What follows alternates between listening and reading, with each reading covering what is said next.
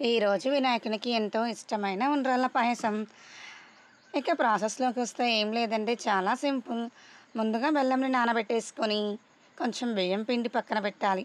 ఆ కరిగిన నీళ్ళతో బియ్యం పిండిని కలిపి, ఇలా నేను ఫోటోలో చూపిస్తున్నట్టు ఉండ్రాళ్ళుగా చేయాలి అన్నమాట. అలా చేసిన వెంటనే వాటిని కాసేపు ఆరబెట్టాలి. ఎందుకు అంటే మనం వెంటనే ప్రాసెస్ చేస్తే అవి విరిగిపోతాయి. ఇవి ఎంతో టేస్టీగా రావాలి అంటే మనం నానబెట్టిన బెల్లంలో కొంచెం ఇలాచి, లైట్‌గా సాల్ట్ వేస్తే రుచికరంగా ఎంతో బావుంటాయి.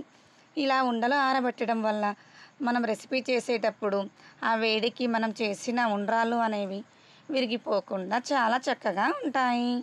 చూసారా ఫ్రెండ్స్, నాకైతే ఎంతో ఇష్టం ఉండ్రాళ్ళ పాయసం.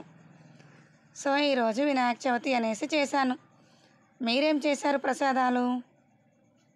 నా ఈ ఉండ్రాళ్ళ పాయసం వీడియో మీకెలా అనిపించింది? ఇలా లాస్ట్‌లో కొన్ని పాలు, కొంచెం నెయ్యి యాడ్ చేయాలి.